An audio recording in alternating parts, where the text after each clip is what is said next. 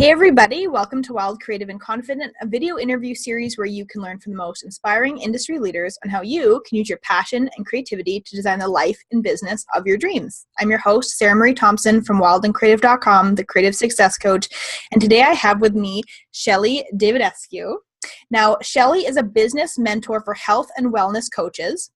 She is the creator and founder of a successful food coaching business called Clean Forks, and she combines her knowledge and business in psychology and health in a powerful and magnetic way. Her signature program, Magnetize, blends in the feminine and masculine system and structures needed to run a fit yet lucrative online coaching business. So welcome, Shelley. Hope I didn't botch up your bio there.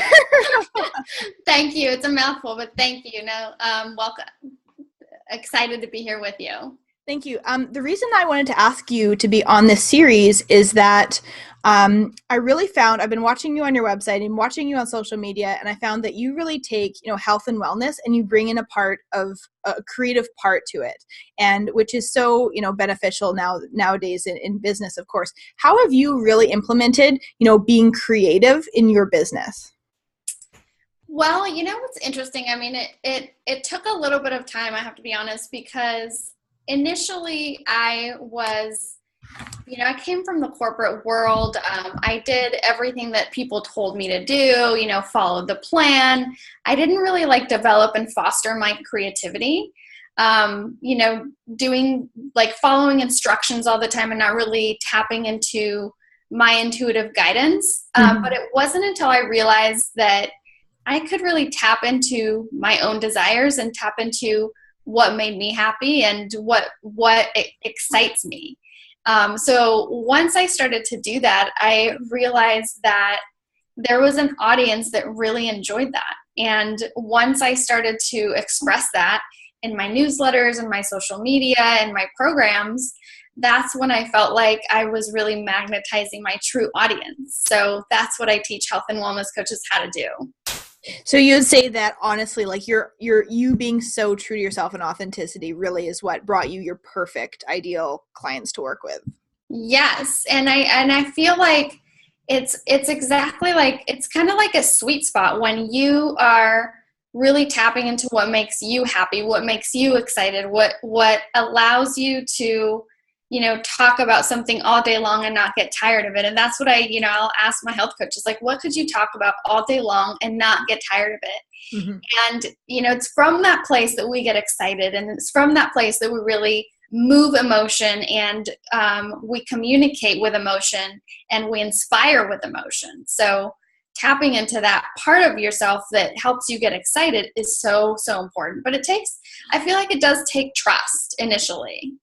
It's not about what you have, it's about why you're providing it and why people need it, right? So yeah, definitely.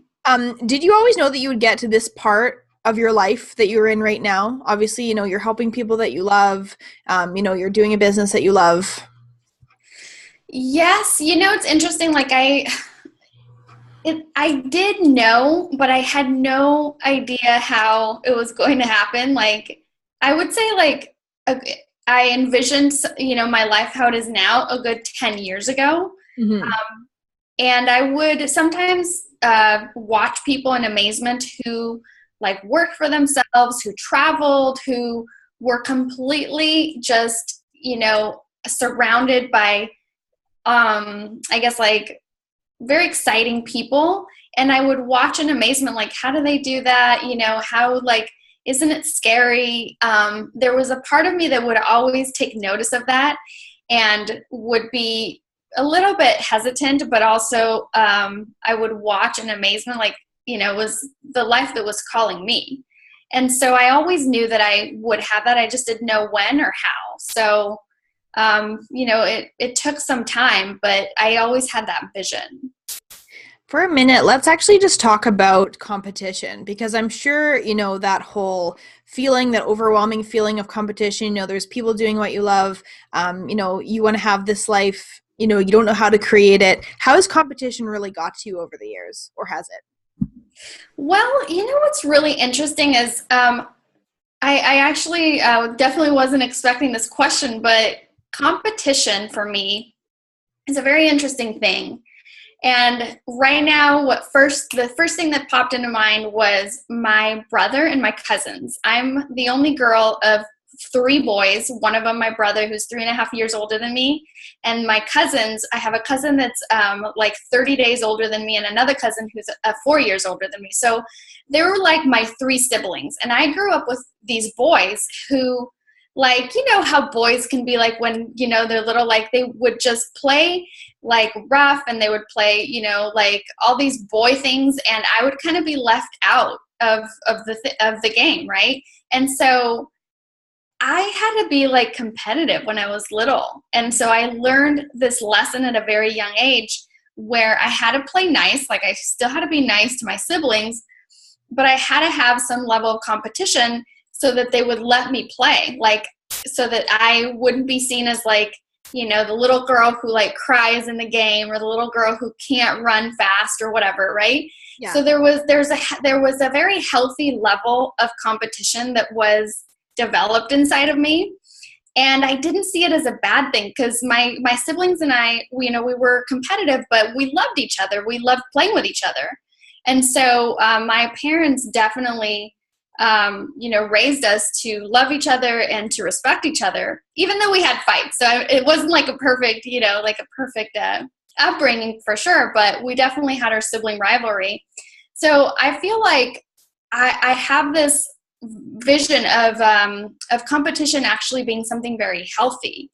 And so when it comes to like business, I actually have a little bit different take on competition. I feel like competition is a bit irrelevant when you're actually truly expressing and doing exactly what you're called to do, when you're not mimicking somebody else or when you're not trying to out better another person. Because in business, it's not really about that. If you really truly focus on exactly what it is that you want to do and exactly how you want to serve people, and you do it to the absolute best of your ability, there is no competition because you're doing it the best and you're doing it completely different because there's only one of you. Yeah. So that's definitely something that I teach my focus on, because especially in the online space, it's super easy to get sucked into what everybody else is doing and how you need to do it better or the same or different or whatnot. And it's not really about that. So, or do 20 challenges a week on all the way that you should be doing things. No, I love your answer. That's exactly what my answer would be too. When you're literally working from a place that is just 100% you, how can there be competition? Nobody is like you, right? So yeah, you always have something new to say about that. You always have a different outlook. I mean, it could be the same topic, but you see it in a very unique way because only you have a life experience that you have, right? Now, I want to talk a little bit about receiving and how you've been able to receive everything that you've wanted in your life so far. So can you just kind of give us a little bit of info on that, on, what's been your process on receiving? Yeah. This topic runs very deep actually within my personal experience and all of my accomplishments. I actually blocked my own ability to receive for so many years. And I actually have been able to see over the last few years that it was hugely tied to my money story and my willingness to allow myself to receive because of what I believed I deserved. So those two main things, and I actually see those themes come up over and over for a lot of people. So what was an example of one of your blocks that probably a lot of people could relate to? Well, one example of one of my blocks was that I didn't deserve more than what I already had. Like, I should consider myself lucky because, and by the way, I'm an immigrant from Mexico City. I didn't know English until I was 8. So English is my second language. And so, my family was very encouraging with all my accomplishments, but there there's always this general sense of like, be super grateful for what you have. You have it better than so many other people, which is true. Absolutely. And one of the things that I actively practice every single day is gratitude. I have a gratitude journal that I write in every single day. So that is very deeply ingrained in my personal daily practice. However, that's one of the things that, that was a block that, I had this idea from my upbringing that I should be very grateful for what I already have. And there was this idea that like, why aspire to something so astronomical when you should be just, grateful for all the abundance that you already have, which is true. But I feel like that puts a cap on things. And there have been over my lifetime, there have been many messages that were delivered by family members, by friends, that would allude to the fact that maybe I didn't deserve more, or that at least that's the meaning that I abstracted from it. And so that theme kept coming up over and over. So I basically took responsibility for that and really tried to identify like where these messages were coming from and why was it that I was continuing to see that over and over? What kinds of friends was I attracting that would basically play that story out for you? Play that story out for me. And, we are the creators of our own, of our own reality. So there was something about me that was continuing to attract that. And I think it's very quickly after I realized that block, things really started to shift, and I started to attract different friends and different people in my environment that actually didn't believe that believed that abundance is available to everybody and that I deserve to be, as abundant as I want to be. So, and the other thing actually about receiving, there is something really interesting that I actually noticed with women specifically, because I coach only women. And one of the things that I have noticed is that when women embody a very high level of masculinity, they cut themselves off from receiving. Because as you probably know, the masculine gives and the feminine receives. And it wasn't until I really harnessed that energy that I started to receive in an even much bigger way. I was already starting to receive, and I was already starting to manifest a lot of different things in my life. But it wasn't until I started to really embody that feminine part of myself that is really natural. It wasn't like I was trying to be somebody that I wasn't. But it was the part of me that I had been blocking for so many years that things just kind of opened up really quickly. It was really cool. Nice. That's a good point that you brought up about the masculine and the feminine, because, I think that I'm sure people watching will have thought to themselves, do I embody more masculine, within my business or feminine within my business? And it really does, usually tell a tall tale, because I know that, I've had an experience before where I was, doing a business. I was operating strictly from the feminine, all about intuition, all about just receiving, everything like that. It was going amazing. And I shifted gears slightly into more of a competitive mindset, more of the masculine again. And it did not go as well, right? And I had to shift again to try and find a really good balance. So, how would you say that someone might be able to find a really good balance for those that are listening? I think it first starts with being aware of what your natural energy, like where does your natural energy lie? Some women are more masculine than feminine, and I think that's okay. There's nothing wrong with it. I think that it's really about having that awareness of where your middle ground, where your normal is, and trusting yourself to embody that. And if this is one thing that I would say, if it feels hard, then you're probably not embodying the right kind of energy, because when you embody the right kind of energy, things flow, things feel easy. Life should be easy, actually, right? Things should be able to flow. Not to say that we don't have challenging days. There's challenges, but even getting through the challenges should be smooth, right? Shouldn't have to be so hard, like you're like walking uphill with a rock, right? Mm-hmm. So I would say if you're feeling like things are really, really tough for you all the time, you might not be embodying your natural energy. Mm-hmm. That's how it was for me, at least. Like I was feeling like everything was so hard, and I was really embodying too much masculine energy when I could just be flowing a bit more in my own natural feminine and just kind of flowing with things.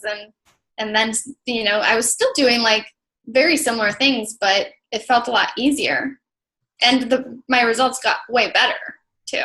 Would you say that that really is the answer to what infinite receiving is? Embodying your own, you know, personal energy, being able to receive? You know, I do believe that, because what ends up happening is that you really, you tap into who you really are, and you're not trying to be anybody else. You're not trying to live up to anybody else's expectations. You're only living up to your own expectations. And so what happens is you start to become really congruent, and you become truly aligned with what you're supposed to be doing. And you're guided by that. You're guided by your own intuition. You're guided by your own sense of calling, so to speak. And so, you know, I feel like that's when things really open up. That's when, you know, when you're in that alignment, you open yourself up to receive, because you're not doubting, you're not second guessing yourself. It's like you already know. Mm-hmm. And if you already know, what's the struggle, mm-hmm. right? And it's, I mean, all of this is like, you know, and it's all about that, you know, I'm sure people have seen that, you know, image of like the scale of feelings, right? It's like the middle is basically like contentment, and everything beneath it is negative. And then, you know, just happiness and joy is above. And it's all about, you know, making those decisions as well from a place of a higher frequency, right? Because I'm sure that truly is the answer to what helped you transform your life, right? So you weren't coming from a place of maybe worry, or maybe it was lack, or maybe it was competition, that kind of thing, right? And shifting gears into a higher vibration of just allowing is, you know, such a great part of it. Yeah. What has been your biggest achievement to date through your coaching business? Well, you know, it's interesting. I would have to say that it has been the ability to manifest large amounts of money in a very short amount of time. And I will say, I will explain why. So over the last, I would say 10 years, I'm like a huge personal development junkie. I truly believe that we constantly always must be able to work on ourselves. So over the last number of years, you know, I had been able to achieve a lot of really, really cool things. You know, got 2 master's degrees. I mean, switched careers, got board licensed by the state of California as a psychotherapist, like lots of, you know, like things that I was able to kind of like check off my list and feel really accomplished and feel really happy about. You know, mastered the emotional space, mastered the physical space, right? Like I am very much into weightlifting and fitness and all that kind of stuff. Mastered the relationship space. But the one thing that I couldn't quite crack was my financial space. And I, you know, over the last couple of years, like I could say, like, yet again, you know, I was grateful for what I had. I have had more abundance than what most people think, you know, is fair. But I didn't quite feel like I mastered it. Like I, you know, could really just manifest whenever I wanted until, you know, last year when I just decided to truly embody that energy that we were just talking about.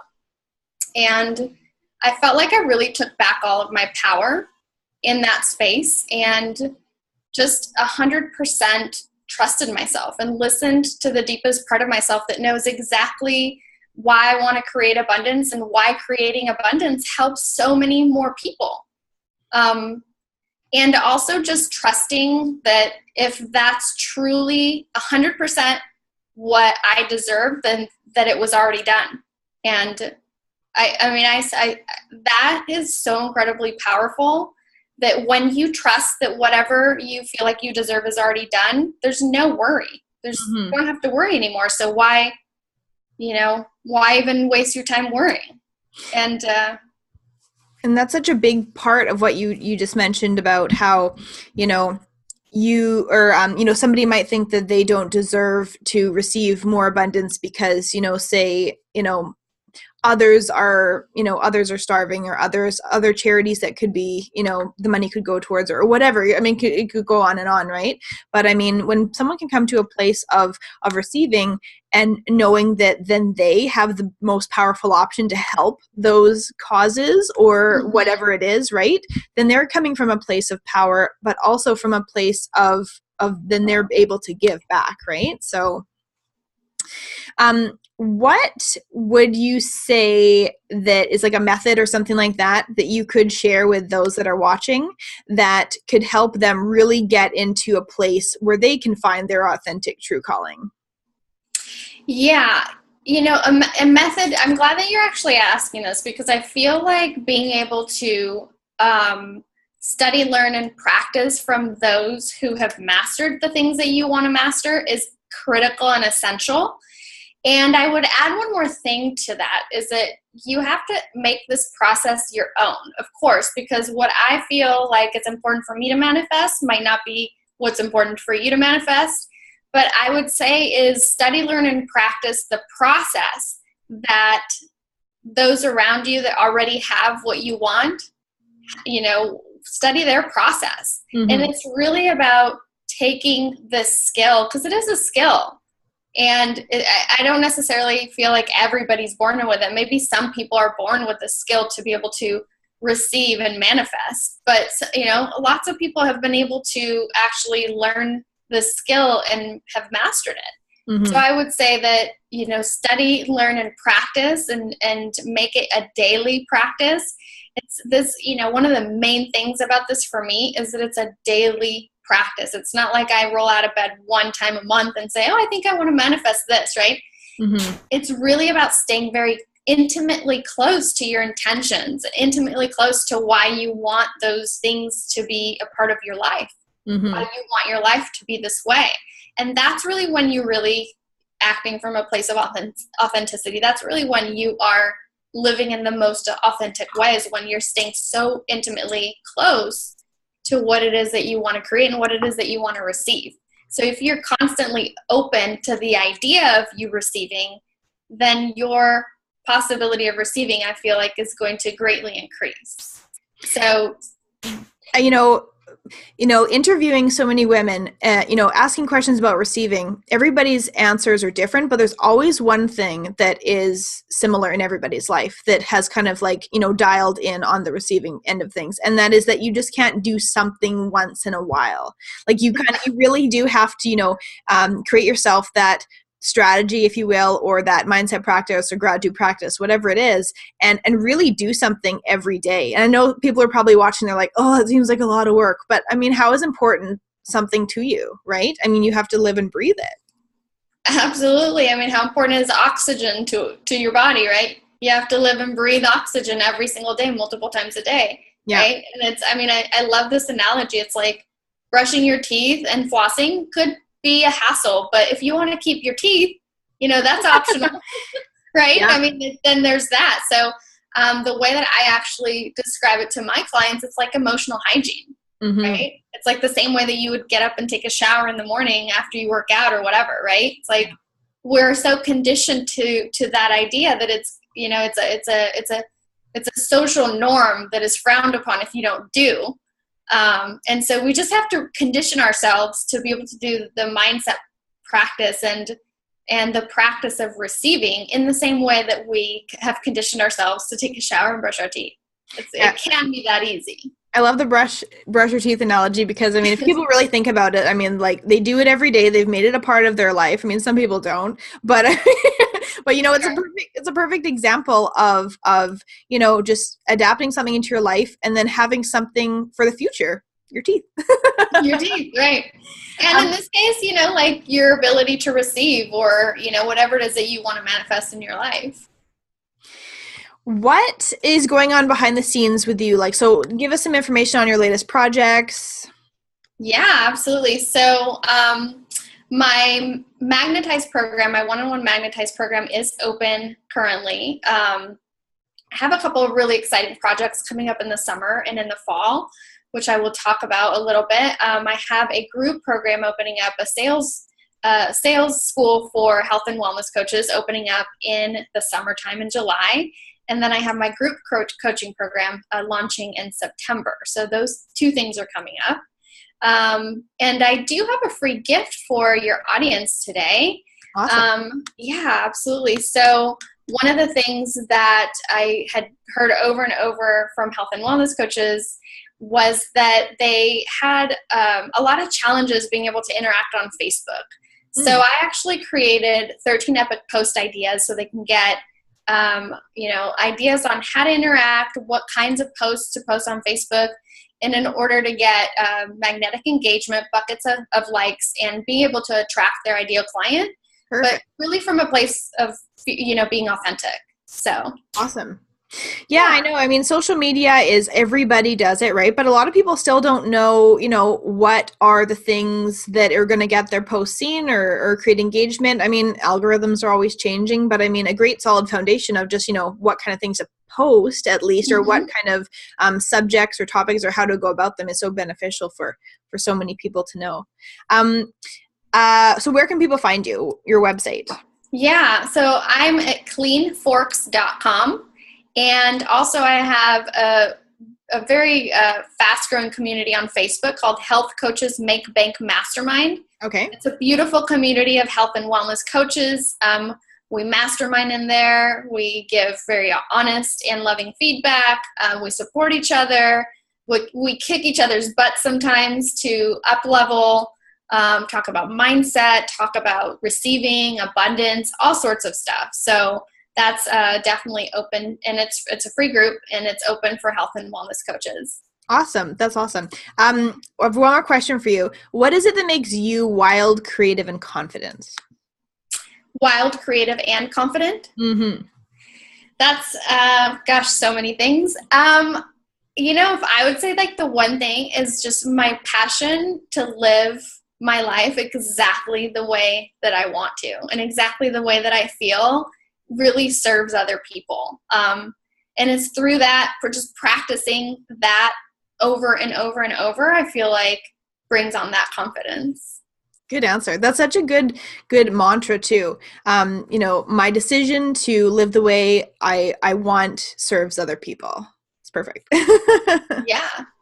Well, thank you so much for joining us. And thank you so much, Sarah. I appreciate you having me on. Thank you. And I'm sure people have got like so many awesome tidbits. I know I even have, so from our chat. So thank you again. And thank you everybody for watching, and make sure you tune into our next video, and make sure you head to the wildandcreative.com website for the new program, 6 Steps to Creative Success. So anyway, thanks so much, and we'll talk to you all again soon. Bye. Bye.